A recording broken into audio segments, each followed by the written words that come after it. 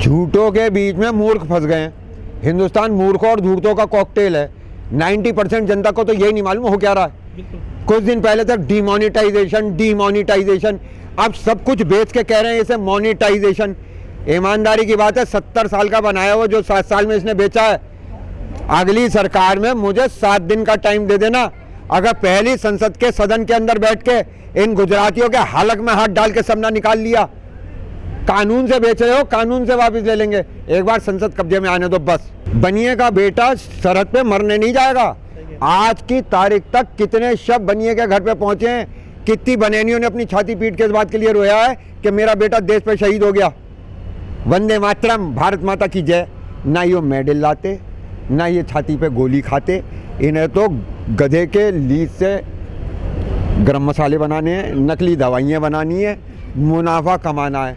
तो बनिया तो पूरी तरीके से आप ये मानकर चलिए कि बनियों को ही देश बेचा जा रहा है। लाल किला भी डालमिया को बेचा गया है। चिलगोजे जैसा आदमी था, शादी का नंबर आया, भगत सिंह घर से भाग गया था। आज चिलगोजे जैसे भ्रष्ट करप्ट आदमी ने, जिसका वजूद नहीं था मर्द के रूप में, इसने 6 ब्याह करे थे आर के डालमिया ने। तो अय्याशी का दूसरा नाम बनिया है, भ्रष्टाचार का दूसरा नाम बनिया है, झूठी देशभक्ति का नाम बनिया है, धर्म भक्ति का नाम बनिया है। इस फ्रॉड से मुक्ति पालो। आज हिंदुस्तान को मुसलमान और तालिबान से इतना खतरा नहीं है जितना महाराजा अग्रसेन के इन 21 कुलों से है। इन्होंने बैंक लूट खाए, इनका तो कुछ पता भी नहीं। बालियान साहब क्या है, एक मामूली से एमपी, 545 में से एक एमपी, लेकिन जो अंतर्राष्ट्रीय पूंजीवाद के खिलाफ भारत में संघर्ष छिड़ा हुआ है उसका केंद्र बिंदु हैं माननीय नरेश टिकैत जी और राकेश टिकैत जी, भारतीय किसान यूनियन। अब ऐसे समझ लीजिए आप, कहाँ मूंछ का बाल और कहाँ पूंछ का बाल। तो वो मूंछ के बाल है, हमारी शान के बाल हैं, और ये तो पूंछ है। देखिएगा, एक तो उनकी कुछ प्रवृत्ति रही है दबंगई की, गुंडागर्दी की, फिर उनकी सोबत बिगड़ गई, वो दंगइयों के साथ हो गए। तो वो ये सोचते हैं हर किसी को हड़का के काम कर लेंगे। हम उनसे ये कह रहे हैं आपकी असलियत पता चल जाएगी, आप मंत्री पद से इस्तीफा दीजिए, अब हमारी नुमाइंदगी से इस्तीफा दीजिए और फिर मैदान में आ जाइए, फिर देख लेंगे आप। फिर एक पुलिस वालों को ये कहना, एसएसपी को थाने में बैठ के ये कहना कि आप पीछे हट जाइए। एक जनप्रतिनिधि का कहना, एक मंत्री का कहना, जिनकी जिम्मेवारी है विधि का शासन लागू करवाना। तो ये गुंडागर्दी की जो भाषा है, ये प्रोवोक करने वाली जो भाषा है, यही भाषा पे हमें एतराज़ है। लेकिन हम उसकी बैकग्राउंड समझते हैं। By profession, by qualification, by education, मैं बहुत बार कह चुका हूँ, मुजफ्फरनगर का जनप्रतिनिधि ढोर डॉक्टर है, वो ऐसी बात कर जाता है, उसे अभी तक ये समझ में नहीं आ रहा कि लोकतंत्रीय व्यवस्था क्या है।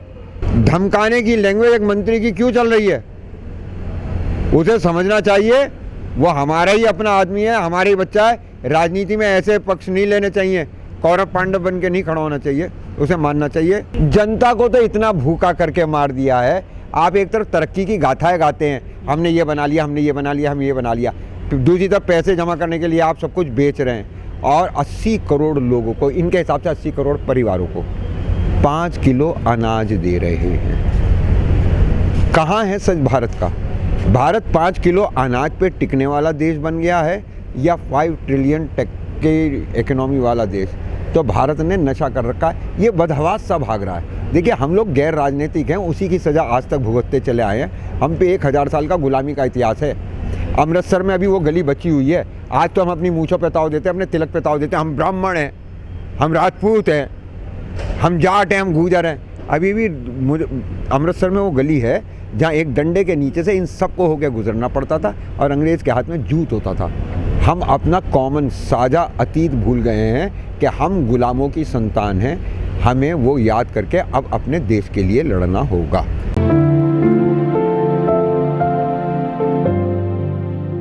देखिए, पंचायत का मतलब ये नहीं होता कि वहाँ पे कोई नेता जाके या कोई गुट जाके अपने फैसले सुनाए।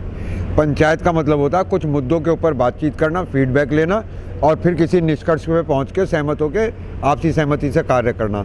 इस बार हमारे सामने आप देख ही रहे हैं कि 9 महीने से हम लोग सड़कों के ऊपर हैं, आंदोलनरत हैं किसान, और सिसौली एक तरीके से इसके बीच में आवाज़ बनता जा रहा है किसानों की देश भर की। तो वहाँ पे हम लोग जमा हो रहे हैं आगे की रणनीति तय करने के लिए और अब तक जो कुछ हुआ है उस पर विचार विमर्श करने के लिए। सर जो किसान वो कह रहे हैं कि ये जो पंचायत होने जा रही है 5 सितंबर को मुजफ्फरनगर के सिसौली में, ये एक ऐतिहासिक पंचायत होगी। वो दूसरी बात है कि सारी महापंचायतें ऐतिहासिक ही हुई हैं भारतीय किसान यूनियन की, लेकिन चूंकि किसान आंदोलन चल रहा है, 9-10 महीने हो गए हैं, तो ये कितना प्रभावी रहेगा यूपी के चुनाव को लेकर? देखिए, आपने ही अपने शब्दों में अभी कहा था कि प्रदेश की राजनीति को कई बार जो है मुजफ्फरनगर एक सेंसिटिव एरिया है और सक्रिय एरिया है, तो वहाँ से नई डायरेक्शन मिलती है। 2014 में मुजफ्फरनगर कांड, 2013 में मुजफ्फरनगर कांड के बाद ही भारत की राजनीति की दिशा बदली थी और इसकी फिज़ा में नफ़रत और जहर फैल गया था। अब वहीं से उसके ठीक होने का नंबर भी आ रहा है। सर क्या लगता है, जो पंचायत होने जा रही है, सरकार जो है रोज़ाना आपका जो है चीज़ें देख रहे हैं कि कहाँ गलती करें किसान, तो इस पंचायत को लेकर किसानों ने क्या नई मतलब अपनी तरीका अपना रहे हैं जिससे कोई किस तरह की कोई इसमें घटना ना हो पाए, दुर्घटना में तब्दील ना हो ये पंचायत, एक बड़ा मतलब एक मैसेज जाए सरकार में? देखिए, पहली चीज़, किसान मर्यादा का पालन करता है, किसान अनुशासन का पालन करता है। खेती किसानी जो है वो विधि के हिसाब से चलती है, प्रकृति की विधि के हिसाब से, और किसान बहुत आज्ञा पालन करने वाला, कानून का पालन करने वाला होता है।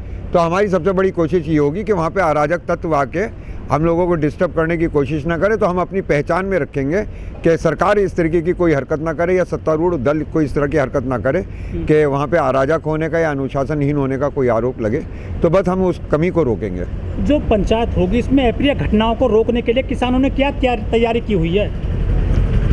भाई एक बात बताइए कि अगर सड़क पे जाते हुए एक्सीडेंट हो जाता है, इसके लिए आप क्या रुकावट करते हैं? आप संभल के ही तो चलेंगे। हम संभल के चल रहे हैं और नज़र रखेंगे कि सरकार कोई ऐसी हरकत ना करे, और अगर करे भी तो हम उसका संयम से जवाब दें, मर्यादा में रहते हुए जवाब दें, हम भड़काए में ना आए बस। देखिए, जनप्रतिनिधि जो हैं वो भारत की लोकतांत्रिक व्यवस्था को नहीं समझ पाए हैं। वो आज नुमाइंदे हैं, हमारे नुमाइंदे, हमारे वोट से चुने गए थे पंचायत में, सबसे बड़ी पंचायत में हमारी बात कहने के लिए संसद में, लेकिन उन्होंने वहाँ जाके मंत्री की डांट खा के आके हमें समझाना शुरू कर दिया।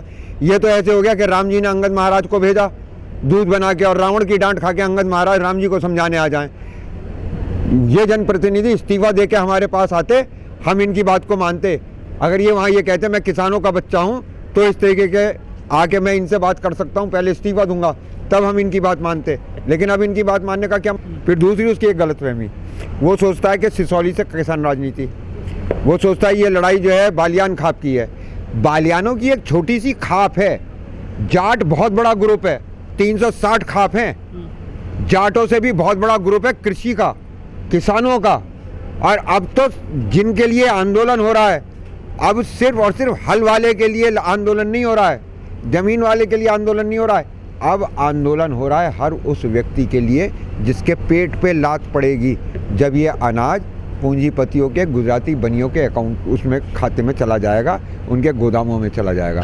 तो अगर संजीव बालियान साहब ये समझते हैं कि ये सिसौली की लड़ाई है, सिसौली में निपटी जा सकती है, बालियानों की लड़ाई है, बालियानों में निपटी जा सकती है, तो वो गलत सोच रहे हैं। और टिकैत साहब के सामने जो आज लड़ाई है, ये लड़ाई न कभी सर छोटू राम के सामने आई, न कभी ये लड़ाई चौधरी चरण सिंह के सामने आई, न देवीलाल के, न चौधरी महेंद्र सिंह टिकैत के सामने आई। ये लड़ाई वो लड़ाई है जिसके लिए 90 साल पहले शहीद भगत सिंह कह के मरा था कि पूंजीवाद से इस लड़ाई को हमने ना शुरू किया है और ना हमारे साथ ख़त्म होगी, हमारी आने वाली नस्लें भी इसी लड़ेंगी।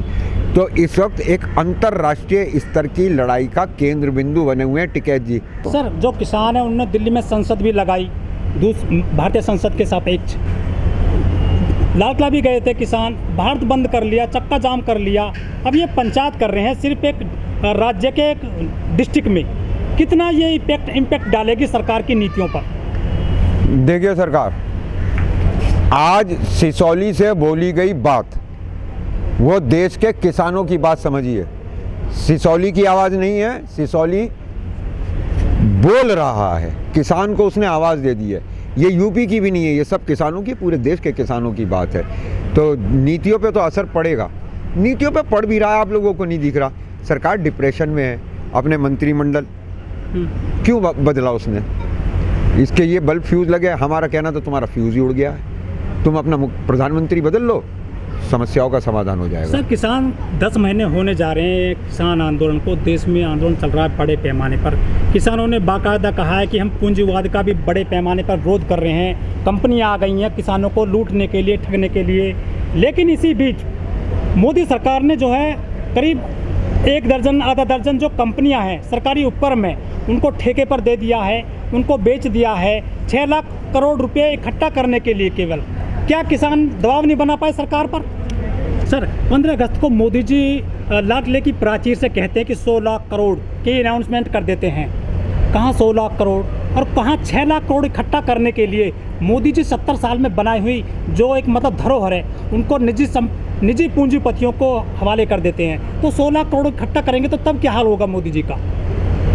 समझ लीजिए आप, फिर तो देश को टुकड़े टुकड़े करके बेचा जाएगा। पर चिंता की बात यह, ग्राहक कौन है? एक काम करें मोदी जी, अगर बेचने पे ही आमादा है तो भारत को अमेरिका का राज्य घोषित करवा लें, उसे ही बेच दें इकट्ठा, क्या बुराई है? भाई आप खुद ही कह रहे हो 100 लाख करोड़ के लिए कितना बेचना पड़ेगा, जब 6 लाख करोड़ के लिए पूरे 70 साल की मेहनत जा रही है। लेकिन कह नहीं सकते हम, आज की तारीख में कड़वी हकीकत ये है, किसी बनिए से जाके बात करो तो उसके यहाँ तो दुगने तेल के पैसे आ रहे हैं। सर, हम जब भी आपसे बात करते हैं पिछले किसान आंदोलन के दौरान, जब से हम मिल रहे हैं, तब से आप जो बनिया बिरादरी है, जो जैन है चाहे गुप्ता है, आप उनके बहुत कड़वा बोलते हो। इसके पीछे क्या राज है? मैं कड़वा नहीं बोलता, सच बोलता हूँ। आपको कड़वा लगता है, सच कड़वा होता है। आप उठाइए, इतिहास उठा के देखिए, भारत के जितने भी बड़े इंडस्ट्रियल हाउसेज हैं उन सब की नींव उस टाइम पे पड़ी है हिंदुस्तान में, गुलाम हिंदुस्तान में, जब हिंदुस्तान लूट रहा था। हिंदुस्तान, भारत माता के सारे जेवर अंग्रेज ने लूट के इंग्लैंड नहीं भेज दिए थे।